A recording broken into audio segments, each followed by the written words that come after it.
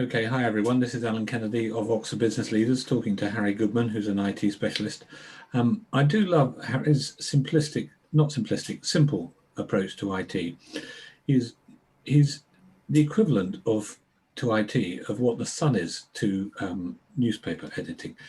I don't know if you remember that phrase, up yours to laws. Okay, well, everyone remembers that sort of thing. And Harry is like that for IT.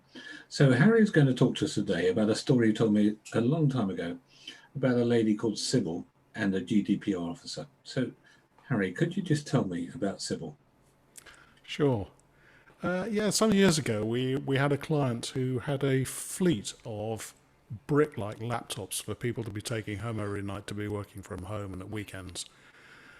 Each one of them weighed about a couple of kilograms, and that was before you added in the bag and the power supply and the cables and the mouse and all the rest of it.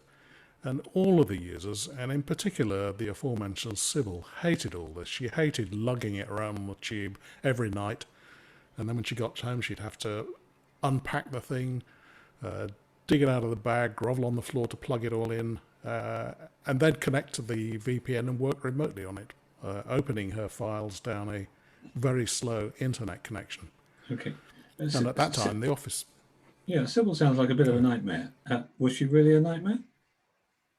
No, she wasn't a nightmare at all. She was a lovely woman, and I understood completely why she didn't like it. I've got a thumping great laptop too, and I dread having to take it out. Yeah. I end up with one arm longer than the other. Okay, so you were in this organisation where Sybil was whinging, and you had a problem of keeping both Sybil happy and a GDPR officer. So tell me about the GDPR officer.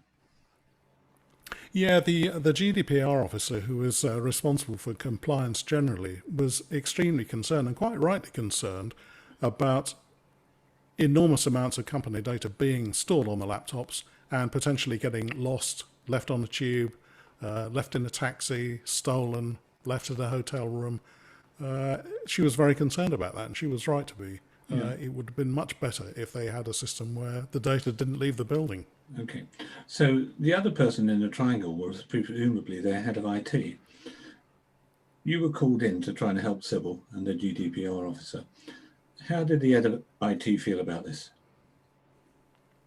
Well, as far as he was concerned, it was the way things had to be. It was the way things had always happened, and he wasn't aware of there being any alternative.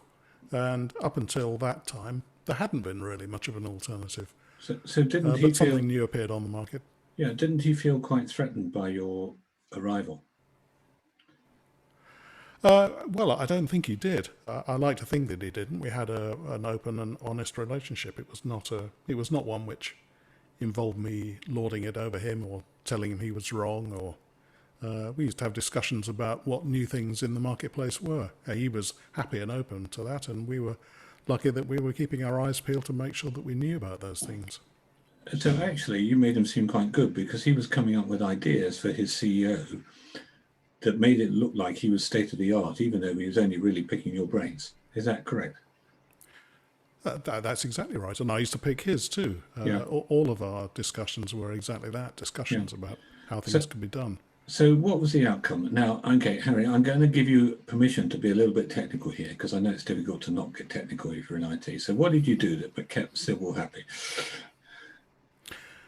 We installed a simple box on the perimeter of their network that provided a portal to allow people to get into the office. And by getting into the office, they could remotely control a PC that was sitting on their desk in the office.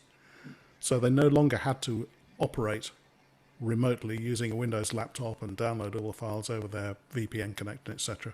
Right. They could simply get a picture of the PC in the office and control that. So all the data stayed within the office and it operated a lot more quickly. But the important thing about all of this technology, it kept Sybil happy.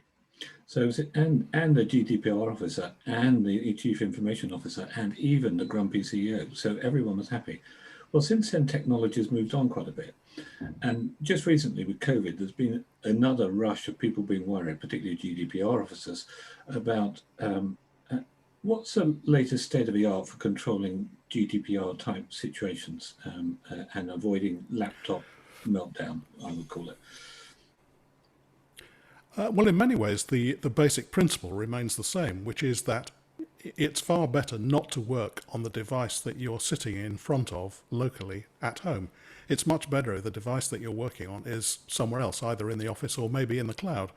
And now, of course, you can get virtual desktop, in other words, a virtual PC in the cloud, and you can control it with a device that isn't even a laptop, that doesn't have a hard disk on it, doesn't have Windows on it, doesn't really have an operating system on it. It's called a thin client. Okay. And with a thin client, it's it's a box. In fact, this is one here. All right. Okay. 150 quid, a few ports, monitor, keyboard, mouse port, network connection. That's it. Turn it on. It connects up, and away you go. So if that only costs 150 quid, does it mean that you don't make so much money because you can't sell people expensive 700 quid laptops like I've got? I've never been remotely interested in making any money selling 700 quid laptops. There's almost nothing to be made out of it. It's of no interest whatsoever. Okay. But what is of interest is keeping Sybil happy. So does the thin client keep Sybil happy? Completely. She doesn't have to take it anywhere. Not only is it small and takes up minimal space on her desk at home, but she doesn't have to take it anywhere. She doesn't take it back to the office, just sits on her desk. So there is nothing for her to carry home at the end of the day. So if she wanted to take it somewhere, she could put it almost in her handbag. Is that right? She could. She could, and you can get laptop versions of the same thing. So they have a keyboard and monitor built into them. Okay. So they look like a laptop, but they don't have laptop features. Okay. So for the chief IT officer, apart from Sybil, his other nightmare is usually his chief executive officer, because they want to just buck the system. So can the chief executive officer buck the system with your thin clients and virtual laptops, etc.? If he really wants to, and if he insists on it, of course he can, because that facility still exists, but he has to understand that there are risks and costs associated with that. Yeah. The risk is losing the data, losing the machine, having the data go off-site. But of course, that happens now in many cases, and if somebody really wants to do it, of course they can do it. It's their system, not ours. Okay. So it would be possible to encrypt his laptop, and you presumably would do that for him, and tell him you can only save to the encrypted drive, and tell the chief IT officer the password so the chief executive officer doesn't forget it, and then everyone would be happy, wouldn't it? So, well, they'd be happy from the point of view of the data less being at risk because it was stored on the laptop, but it doesn't get round the other problems associated with working remotely in that way. Yeah. They still exist. So always round, you're better off doing everything remotely. Okay, and so do you also have a special training course for difficult chief executives? Yes, we do. And Harry, they need special training. Okay, that's enough. Okay, so if you're an IT officer with a difficult chief executive, Harry Goodman is your man. Harry, thanks for sharing your story with us. I'd love to meet Sybil one day. Okay, thank you.